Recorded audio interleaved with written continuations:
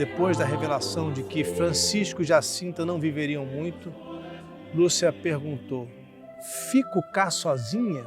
E a Nossa Senhora respondeu: "Não, filha. E tu sofres muito?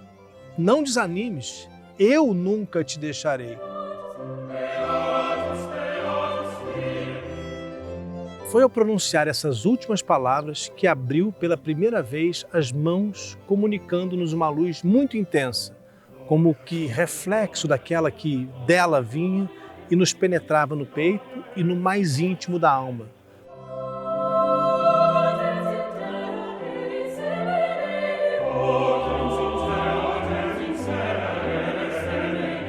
Estou aqui bem no lugar onde fica a cova da Iria, o lugar exato das aparições.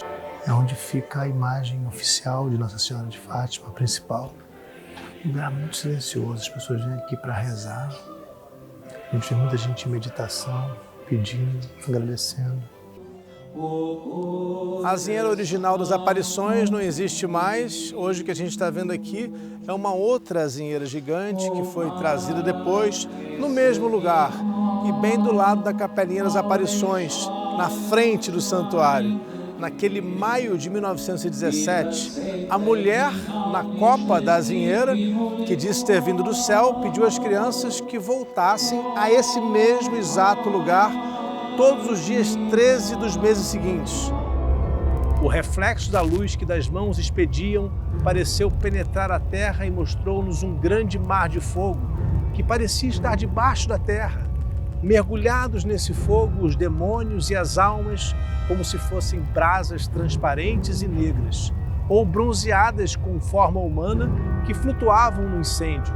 Os demônios distinguiam-se por formas horríveis e asquerosas, de animais espantosos e desconhecidos, mas transparentes e escuros. Lúcia escreveu que só não morreu de susto e pavor com essa descrição do inferno, porque na primeira aparição, 2 meses antes, Nossa Senhora tinha feito a promessa de nos levar para o céu.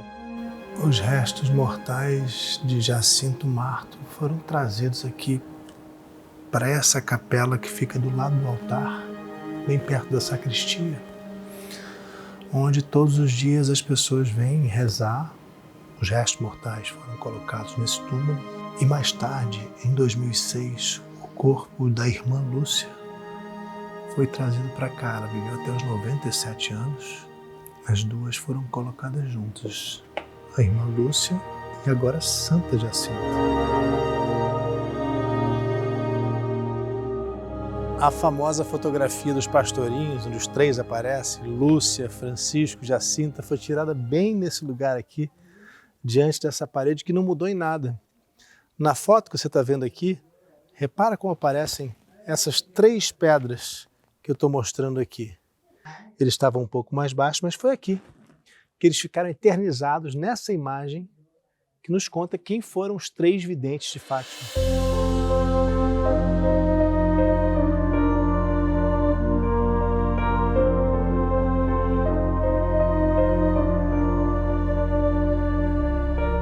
Das muitas aparições de Maria, a mãe de Jesus, relatadas ao longo da história do cristianismo, nenhuma é mais conhecida dos brasileiros do que as de Fátima, em Portugal, onde eu estou agora. E não só para nós. No mundo inteiro, talvez sejam as mais proféticas e que despertam maior interesse.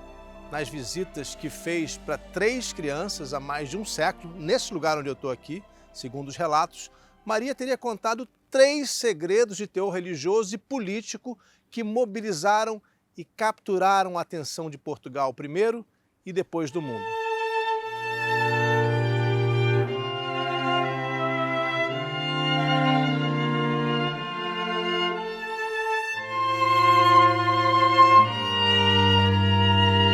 Foi exatamente nesse lugar que, segundo os relatos, a mãe de Jesus apareceu para os 3 pastorinhos, Lúcia, Francisco e Jacinta, em 5 das vezes registradas em 1917. Logo em 1919 foi construída essa estrutura que a gente está vendo aqui atrás, que é a Capelinha das Aparições, a parte menor aqui dentro. Mas eu também vou percorrer os outros lugares relacionados a esses fenômenos, inclusive onde essa história começa 2 anos antes, com as primeiras visões da irmã Lúcia. Eu queria mostrar para vocês esse lugar que traz gente do mundo inteiro, onde as pessoas chegam ajoelhadas, pagando promessas, elas vêm pedir graças. É um lugar de muita meditação, onde os pastorinhos estiveram. É interessante a gente poder pensar que foi exatamente aqui que aconteceram as aparições, pouco mais de 100 anos atrás. Isso explica por que está todo mundo tão quietinho, rezando, pensando, refletindo nas próprias vidas, pensando no que vai acontecer ainda. É um lugar para a gente parar e meditar também. Vamos voltar ainda mais no tempo? O ano era 1915 e a Europa estava tomada pela Primeira Guerra Mundial, que tinha começado um ano antes. De um lado, a Tríplice Aliança, formada pelos impérios da Alemanha, da Áustria-Hungria e dos otomanos. Do outro, a Tríplice Entente de Reino Unido, França e Rússia. A causa principal da guerra foi a política imperialista e expansionista das grandes potências dos dois lados do conflito. E o estopim, o assassinato do herdeiro do trono do Império Austro-Húngaro, o arquiduque Francisco Ferdinando, por um nacionalista iugoslavo em Sarajevo. O primeiro movimento no tabuleiro foi a invasão da Sérvia pela Áustria-Hungria e em pouco tempo todas as potências europeias estavam em confronto. Portugal era naquela época um país muito pobre, com uma população de pouco menos de 6 milhões de habitantes, sendo que 70% deles eram analfabetos. Nas palavras de um editorial da época do jornal O Século aqui de Portugal, o de maior circulação, era um país mesquinho, empobrecido e atrasado, que sofria com epidemias de tuberculose e febre tifoide e dependia de importações para quase tudo. Já no primeiro ano de guerra, Portugal se envolveu em batalhas contra a Alemanha para defender suas colônias de Angola e Moçambique. O motivo? Portugal tinha medo de que suas colônias virassem moeda de troca entre as potências europeias. Ao todo, 100 mil portugueses lutaram na Primeira Guerra Mundial e 40 mil morreram. Internamente, as relações entre Estado e Igreja eram as piores possíveis. Pouco antes, em 1908, o rei de Portugal, Dom Carlos, tinha sido assassinado. Em 1910, a monarquia tinha sido abolida, a República proclamada e o sucessor de Dom Carlos, Manuel II, fugiu de Portugal. A República liberal e secular entrou em conflito com a Igreja. Decretou o fechamento de conventos e expulsou do país a Companhia de Jesus, os jesuítas, a Ordem dos Jesuítas. Também foi proibido o ensino religioso nas escolas e estabelecida a separação total entre Igreja e Estado. E isso num país que sempre foi extremamente religioso, é difícil de entender, mas de uma hora para outra, a religião católica foi praticamente transformada num culto proibido. É sobre esse pano de fundo de guerra no continente e revolução no país que aqui em Fátima fenômenos começaram a acontecer. Em 1915, já com Portugal lutando na Primeira Guerra Mundial, a menina Lúcia de Jesus Rosa dos Santos, então com 8 anos, teve uma visão que se apresentou como um anjo da paz. A pequena propriedade onde a família da menina Lúcia criava ovelhas ficava na localidade de Aljustrel, a 2,5 km da freguesia de Fátima. Quase 20 anos depois, em suas memórias, a própria Lúcia descreveu pela primeira vez a visão que ela teve. E aí, você está gostando desse vídeo? Então deixa eu te fazer um convite. Vem estudar comigo no curso Maria, a História da Mãe de Jesus. É um curso imersivo em 15 aulas com mais de 7 horas de aprendizado. Se você quiser estudar a partir de agora comigo, entra no rodrigoalvarez.site. Ou então, para simplificar, vai direto no link que está aqui embaixo na descrição do vídeo. Ah, e eu quase ia me esquecendo, a gente faz mais de 20 visitas a lugares sagrados, de Paris a Jerusalém. E eu te espero na sala de aula.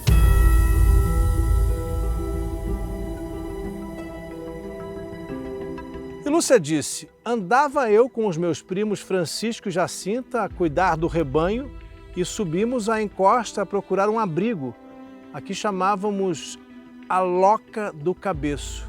Exatamente esse lugar onde eu estou aqui, que fica bem no alto e que hoje é um santuário.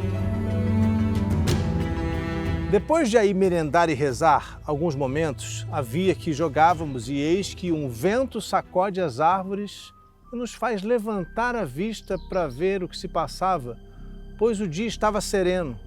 Então, Lúcia segue contando, começamos a ver a alguma distância sobre as árvores que se estendiam em direção ao nascente, uma luz mais branca que a neve, com a forma de um jovem transparente, mais brilhante que um cristal atravessado pelos raios do sol. À medida que se aproximava, íamos-lhe distinguindo as feições. Estávamos surpreendidos e meio absortos. Não dizíamos palavra. Ao chegar junto de nós, ele disse: "Não tema, sou o anjo da paz. Orai comigo." E, ajoelhando em terra, curvou a fronte até ao chão. Levados por um movimento sobrenatural, imitamos esse movimento e repetimos as palavras que ouvimos o anjo pronunciar. "Meu Deus, eu creio, adoro, espero e amo-vos. Peço-vos perdão para os que não creem, não adoram, não esperam e não vos amam." Depois de repetir isso 3 vezes, Lúcia segue contando, ergueu-se e disse: "Ora, assim os corações de Jesus e Maria estão atentos à voz das vossas súplicas." E desapareceu. A atmosfera do sobrenatural que nos envolveu era tão intensa, Lúcia segue contando, que quase não nos dávamos conta da própria existência. Por um grande espaço de tempo, permanecendo na posição em que nos tinha deixado, repetindo sempre a mesma oração, a presença de Deus sentia-se tão intensa e íntima que nem mesmo entre nós nos atrevíamos a falar. Lúcia conta que no dia seguinte eles sentiram o Espírito Santo ainda envolvido por essa atmosfera que só muito lentamente foi desaparecendo. Nesta aparição, nenhum pensou em falar nem em recomendar o segredo. O segredo se impôs por si próprio. De fato, o segredo se impôs de tal maneira que Lúcia só veio a revelar as visões do anjo muito mais tarde, em 1937, quando publicou o 2º volume de sua obra Memórias da Irmã Lúcia, já depois de entrar para a Ordem das Irmãs Doroteias. Os irmãos Francisco e Jacinta Marto eram primos de Lúcia, primos em 1º grau.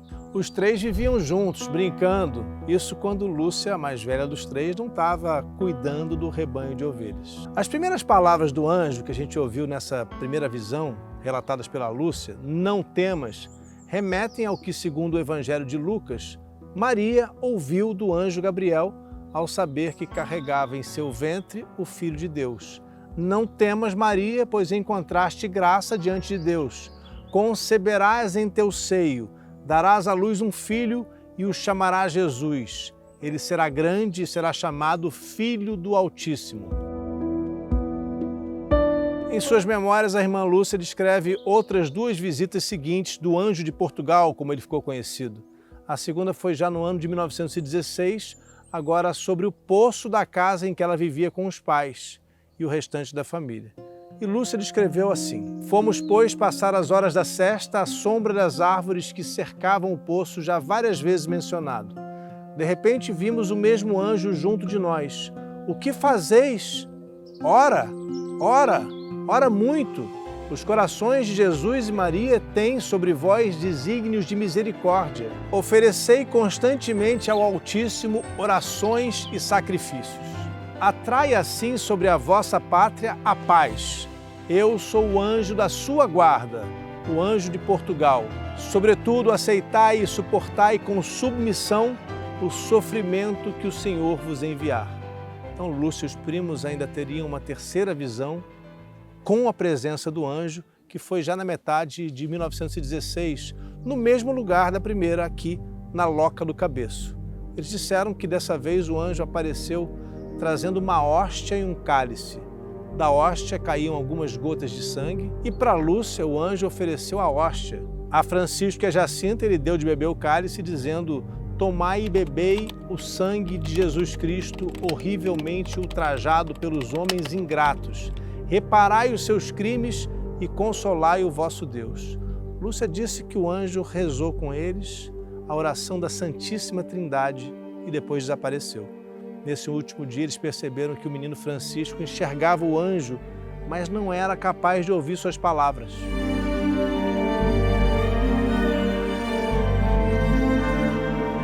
Quase um ano se passou desde as aparições do anjo. Já era maio de 1917. E aqui a gente precisa mais uma vez falar do contexto político daquela época. Não era só em Portugal que a igreja tinha perdido poder. Tinham se passado só 2 meses do início da Revolução Russa, que depôs a monarquia czarista e sacou do poder a nobreza e o clero num país agrário atrasado, quase medieval. No lugar disso, chegaram ao poder os bolcheviques, liderados por Lenin, que tirou a Rússia da Primeira Guerra Mundial. Nesse contexto social e político cada vez mais intenso, tanto aqui em Portugal como em toda a Europa, novos fenômenos sobrenaturais, ainda mais impressionantes, voltaram a acontecer aqui em Fátima. Dessa vez não ficaram em segredo, como o anjo da paz que visitou os 3 pastorinhos. Agora quem apareceu foi Nossa Senhora, segundo os relatos, e logo o país inteiro veio para cá acompanhar esses acontecimentos. Calma, eu sei que eu interrompi a nossa viagem a Fátima, mas é por um ótimo motivo. Eu tô aqui para te ajudar a resolver uma das maiores dúvidas do Natal. Como escolher o presente perfeito? Você sabe? Aliás, já conhece a Insider? É uma marca de roupas funcionais e sustentáveis que eu uso e super recomendo. Eu uso muito mesmo, tenho usado em todas as viagens. A minha favorita é a Tech T-Shirt, essa que eu estou usando aqui.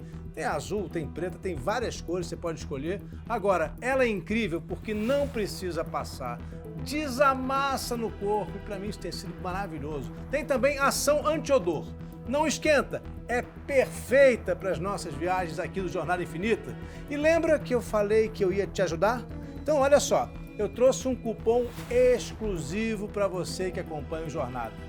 Use Jornada Infinita 15 e ganhe 15% de desconto em todo o site da Insider. Anotou aí? Jornada Infinita 15. São roupas minimalistas que combinam com qualquer ocasião. É impossível errar presenteando com o Insider. Então vai lá, aproveita! Jornada Infinita 15 no site da Insider. E agora a gente vai voltar ao Santuário de Fátima. Lúcia agora tinha 10 anos, Francisco 8 e Jacinta 7. Como de costume, Lúcia cuidava das ovelhas no pasto que ficava aqui, bem aqui do lado era a cova da Iria, parte da pequena propriedade da família, que não era tão pobre quanto a maioria dos moradores da localidade de Aljustrel. O dia 13 de maio era um domingo e de manhã a família tinha ido à missa na paróquia de Fátima. Uma semana antes, o então Papa Bento XV tinha pedido aos fiéis muitas preces pela paz mundial, naqueles tempos de guerra, especialmente as crianças.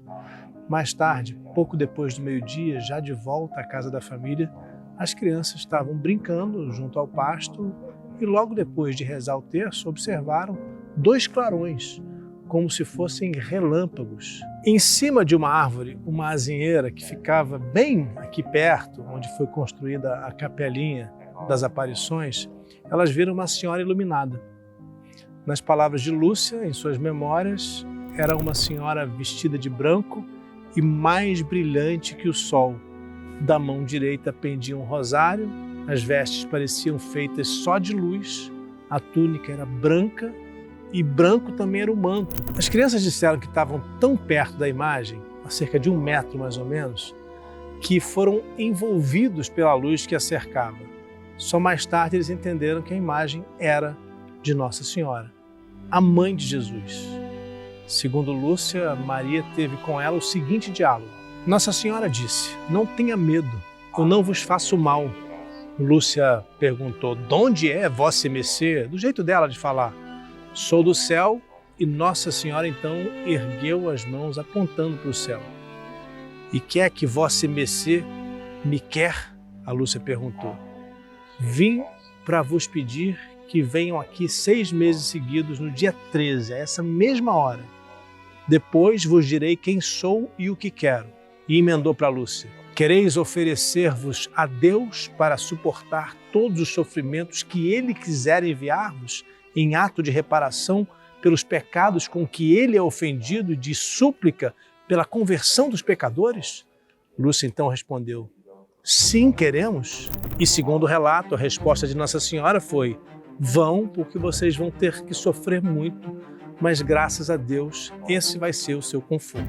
Nas memórias publicadas quase 20 anos mais tarde, Lúcia faz ainda alguns acréscimos. Foi ao pronunciar essas últimas palavras que abriu pela primeira vez as mãos, comunicando-nos uma luz muito intensa. Então, por um impulso íntimo, caímos de joelhos e repetimos intimamente: ó Santíssima Trindade, eu vos adoro, meu Deus, eu vos amo no Santíssimo Sacramento. Em seguida, ainda segundo Lúcia, Nossa Senhora acrescentou: rezem o terço todos os dias para alcançarem a paz para o mundo e o fim da guerra. E em seguida começou a elevar-se serenamente em direção ao nascente até desaparecer na imensidade da distância. A azinheira original das aparições não existe mais. Hoje o que a gente está vendo aqui é uma outra azinheira gigante que foi trazida depois no mesmo lugar e bem do lado da Capelinha das Aparições, na frente do santuário. Naquele maio de 1917, a mulher na copa da azinheira, que disse ter vindo do céu, pediu às crianças que voltassem a esse mesmo exato lugar todos os dias 13 dos meses seguintes, até outubro. E assim eles fizeram, a cada vez acompanhados por multidões crescentes. Mas antes contaram à família e aos vizinhos o que tinha acontecido aqui na cova da Iria. Quem mais duvidou dos relatos foi a mãe de Lúcia, a única que sabia ler na família. Ela lia livros para as crianças, entre eles as histórias de aparições anteriores de Maria em Lourdes e La Salette, na França, no século XIX. Um misto de incredulidade e espanto tomou conta de toda essa região e logo em seguida do país inteiro. No dia 13 do mês seguinte, junho, além dos pastorinhos Lúcia, Francisco e Jacinta, vieram aqui para essa região, para a Cova da Iria, 50 pessoas, e todas elas estavam ansiosas para ver com os próprios olhos o que as crianças vinham contando. Novamente, por volta do meio-dia, os 3 videntes disseram que viram um clarão tomar conta do céu. Dos outros observadores, alguns notaram que a luz do sol diminuiu durante alguns minutos, enquanto outras pessoas contaram que o alto da mesma azinheira se curvou como se houvesse um peso em cima dela. A seguir, durante a conversa de Lúcia com a aparição, disseram ouvir um zumbido, como o de uma abelha. Lúcia então pediu a Nossa Senhora a cura de um doente, no que Nossa Senhora respondeu, segundo o relato: se converter, será curado durante o ano. Lúcia disse: queria pedir-lhe para nos levar para o céu. E ouviu a seguinte resposta, uma resposta inquietante: sim, a Jacinta e o Francisco levo-os em breve, mas tu ficas cá mais algum tempo. Jesus quer servir-se de ti para me fazer conhecer e amar. Ele quer estabelecer no mundo a devoção ao meu imaculado coração. Parecia um oráculo assustador. Maria disse que em breve levaria os pequenos Francisco e Jacinta e deixaria só Lúcia viva por mais tempo, porque seria um desejo de Jesus que Lúcia servisse como veículo para tornar Maria mais conhecida e amada no mundo inteiro. De fato, Francisco morreu logo em seguida. Morreu em 1919 de gripe espanhola, que foi uma pandemia muito grande, semelhante à pandemia de coronavírus que a gente teve recentemente. Jacinta morreu em 1920, um ano depois, da mesma gripe espanhola. Os dois foram enterrados aqui.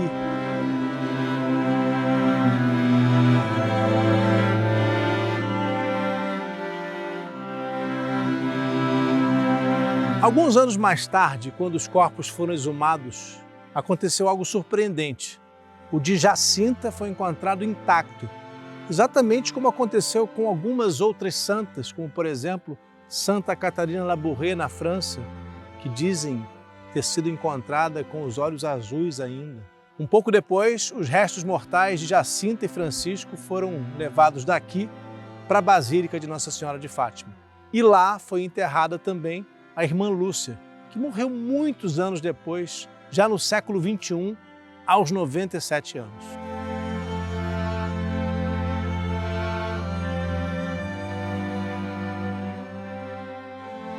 De volta à segunda aparição de Maria, depois da revelação de que Francisco e Jacinta não viveriam muito, Lúcia perguntou: "Fico cá sozinha?" E a Nossa Senhora respondeu: "Não, filha. E tu sofres muito? Não desanimes. Eu nunca te deixarei. O meu imaculado coração será o teu refúgio e o caminho que te conduzirá até Deus." À frente da palma da mão direita de Nossa Senhora estava um coração cercado de espinhos que parecia estarem-lhe cravados.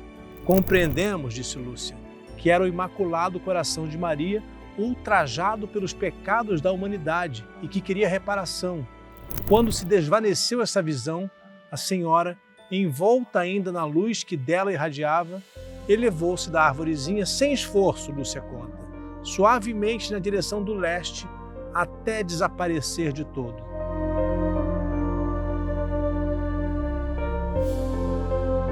Passou-se mais um mês e chegou o dia anunciado para a terceira aparição, 13 de julho. Essa é a mais importante de todas as visitas de Maria, porque foi aí que, segundo Lúcia, Nossa Senhora revelou a ela os 3 segredos de Fátima, como eles foram chamados depois. Na hora esperada, uma nuvem estacionou sobre a azinheira. A luz do sol se ofuscou e um vento fresco soprou, o que causou estranheza em todos, porque já era verão.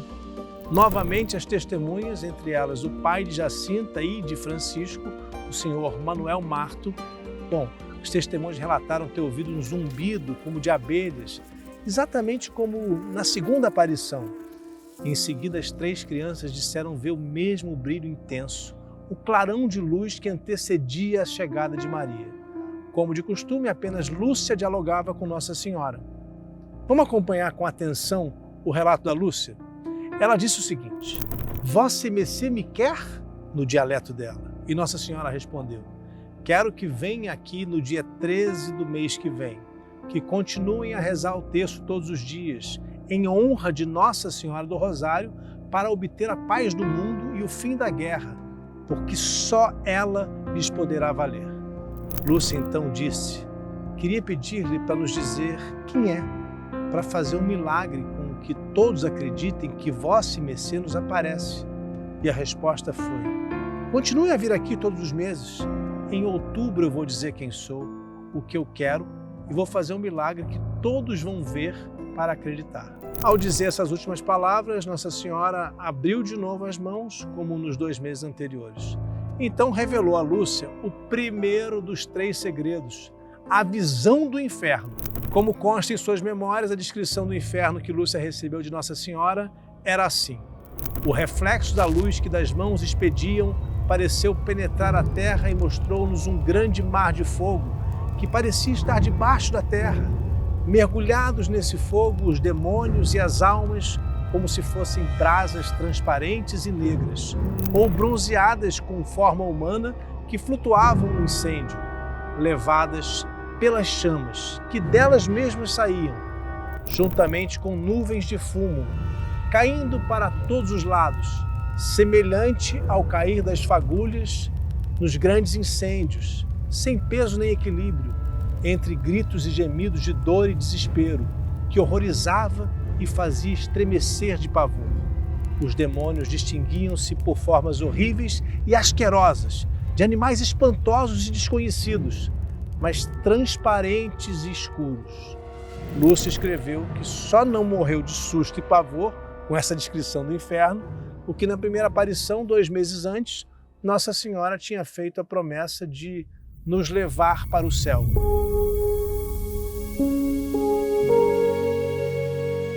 Então, pelo que Lúcia contou, Maria revelou a ela o segundo segredo de Fátima, de teor religioso, mas também político, E eu vou contar para você aqui de novo exatamente como foi publicado nas memórias, que foram lançadas em 4 edições ao longo das décadas, com alguns reparos feitos a cada volume. Lúcia disse: levantamos os olhos para Nossa Senhora, que nos disse com bondade e tristeza: vistes o inferno? Para onde vão as almas dos pobres pecadores? Para a salvar, Deus quer estabelecer no mundo a devoção a meu imaculado coração. E essa, então, é a segunda parte do segredo, a devoção ao coração de Maria. O texto da irmã Lúcia prossegue, agora em tom político, com as seguintes palavras, atribuídas a Nossa Senhora: se fizerem o que eu disser, vão se salvar muitas almas e terão paz. A guerra vai acabar, mas se não deixarem de ofender a Deus, no reinado de Pio XI, começará outra pior.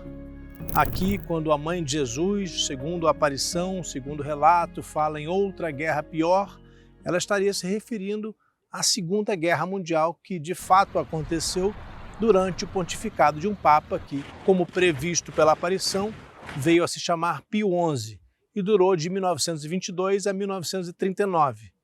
Lúcia continua o texto com as palavras atribuídas a Maria. Quando você vir uma noite alumiada por uma luz desconhecida, saiba que é o grande sinal que Deus dá a você de que vai punir o mundo de seus crimes, por meio da guerra, da fome e das perseguições à Igreja e ao Santo Padre. Para essa luz desconhecida existe uma explicação possível. Na noite de 25 para 26 de janeiro de 1938, astrônomos registraram no céu da Europa uma aurora boreal, um fenômeno físico que, em geral, acontece a latitudes muito mais altas, mas não em Portugal. Segundo a irmã Lúcia, conforme ela disse na biografia, a visão da noite iluminada seria o sinal enviado por Deus para o início da guerra que realmente veio a começar no ano seguinte. Ela prossegue com as palavras atribuídas a Nossa Senhora. Atenção a essa primeira frase. Para a impedir, virei pedir a consagração da Rússia ao meu imaculado coração e a comunhão reparadora nos primeiros sábados. Segundo irmã Lúcia, Nossa Senhora voltou para lhe fazer esses pedidos, mas só em aparições posteriores, em 1925 e 1929, quando ela já estava numa clausura num convento na Espanha. Irmã Lúcia conclui em suas memórias o relato do segundo segredo de Fátima, dizendo que Nossa Senhora disse: se atenderem aos meus pedidos, a Rússia se converterá e terão a paz. Se não, espalhará seus erros pelo mundo, promovendo guerras e perseguições à Igreja, e os bons serão martirizados, e o Santo Padre terá muito que sofrer. Várias nações serão aniquiladas. Por fim, ainda segundo o relato, Maria teria dito: o meu imaculado coração triunfará. O Santo Padre vai me consagrar à Rússia, que se converterá e será concedido ao mundo algum tempo de paz. Em Portugal se conservará sempre o dogma da fé. A terceira aparição de Maria aos pastorinhos de Fátima está chegando ao fim. É agora que Maria relata a Lúcia o terceiro segredo, que ficou guardado durante décadas e só veio a ser revelado ao mundo pelo Papa João Paulo II no ano 2000.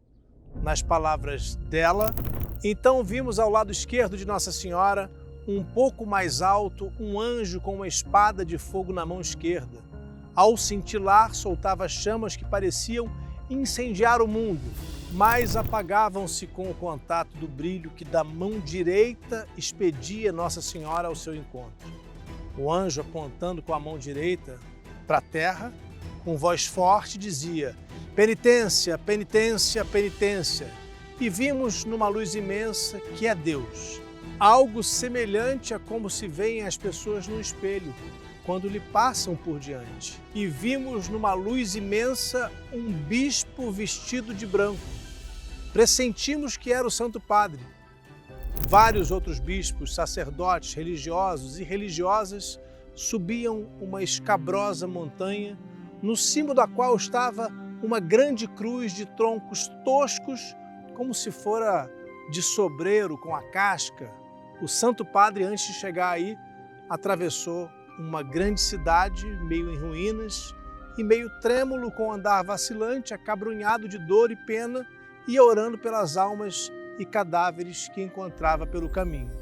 Chegado ao cimo do monte, prostrado de joelhos aos pés da grande cruz, foi morto por um grupo de soldados que lhe dispararam vários tiros e setas. E assim mesmo foram morrendo uns tras os outros, os bispos, sacerdotes, religiosos e religiosas, várias pessoas seculares, cavalheiros e senhoras de várias classes e posições.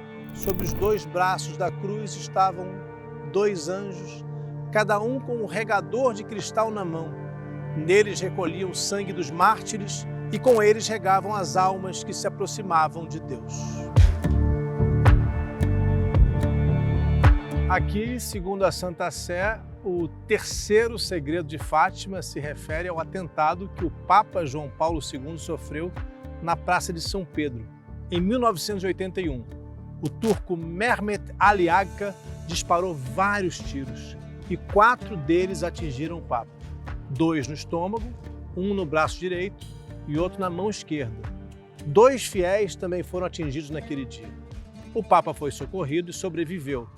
Agora, vejam, o dia do atentado foi exatamente o 13 de maio, aniversário da primeira aparição de Nossa Senhora aqui em Fátima. Mehmet Ali Agca foi preso e condenado à prisão perpétua, mas cumpriu 19 anos na Itália e outros 4 na Turquia, até receber indulto, o perdão judicial. A última frase que Nossa Senhora disse à irmã Lúcia naquela terceira aparição foi a seguinte, em que ela pediu sigilo sobre o segredo. Isso não o digais a ninguém.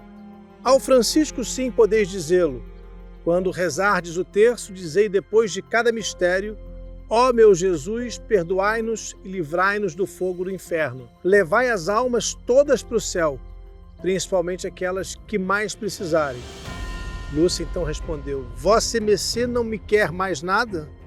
Não, hoje não te quero mais nada, Maria teria respondido, e então se elevou até desaparecer na imensa distância. Ouviu-se então um trovão indicando que a aparição tinha terminado. Irmã Lúcia guardou sigilo absoluto sobre o terceiro segredo. Guardou em sua memória por anos até que, depois de quase morrer, da gripe que vitimou Francisco Jacinta, resolveu fazer um novo relato contando a última parte do mistério por escrito pela primeira vez. O bispo de Leiria guardou o envelope com o terceiro segredo por 13 anos, até que em 1957, por fim, enviou ao arquivo secreto do Santo Ofício no Vaticano. 2 anos depois, o Papa João XXIII recebeu o envelope lacrado, mas resolveu esperar e rezar antes de revelar ao mundo o que havia naquela carta. E o envelope voltou ao Santo Ofício. O Papa seguinte, Paulo VI, abriu o envelope e conheceu o segredo em 1965, mas mandou arquivá-lo novamente. O Papa João Paulo I morreu apenas 33 dias depois de assumir o papado e não teve sequer tempo de pensar no assunto. O sucessor dele, João Paulo II, leu o conteúdo do envelope em 1984, depois de quase morrer no atentado supostamente previsto por Nossa Senhora, mas só revelou o terceiro segredo ao mundo no ano 2000. Os veneráveis servos de Deus, Francisco Marto e Jacinta Marto, não faltaram críticas ao tom político dos segredos de Fátima. Mesmo antes, já a partir da segunda aparição, as notícias sobre os acontecimentos sobrenaturais aqui começaram a despertar curiosidade e ser tratados com ironia por jornais portugueses, provocando indignação entre os revolucionários republicanos, que queriam ver Portugal livre da Igreja e da monarquia, naquele começo de século. Os que propagavam as mensagens reveladas pelas crianças de Fátima chegaram a ser chamados de supersticiosos, que provocavam uma certa histeria e alucinação em massa. Existe ainda um grande questionamento, porque os detalhes da terceira aparição só foram revelados depois que os fatos supostamente previstos por Maria aqui em Fátima já tinham acontecido. Um dos maiores críticos das aparições foi o próprio responsável pela sua investigação para a Igreja Católica, o cônego Manuel Nunes Formigão. professor do seminário de Santarém. Ele lembra que no século XVIII, outras visões de Maria, ou supostas visões de Maria, teriam acontecido aqui perto, no santuário de Nossa Senhora da Ortiga, a uma menina que também era pastorinha, mas só que essas aparições jamais foram comprovadas. O cônego Formigão inicialmente veio aqui a Fátima com o objetivo declarado de, abre aspas, parar aquela impostura, que segundo ele se assemelhava a uma Lourdes portuguesa. Ele fazia referência, claro, à aparição de Maria na França no século XIX, em Lourdes, que até hoje é uma das mais importantes do mundo. A principal crítica sobre aquele dia 13 de julho de 1917 era que Nossa Senhora teria revelado 3 segredos e, da forma como eles foram descritos por irmã Lúcia, 2 estavam relacionados ao futuro político da humanidade. Ninguém tinha notícia anteriormente de Maria ter se preocupado com questões políticas. Não há na história do cristianismo nenhum momento em que Nossa Senhora tivesse falado, por exemplo, de uma guerra, das relações entre 2 países, sobre ideologias. Então aquilo causou incômodo em muita gente.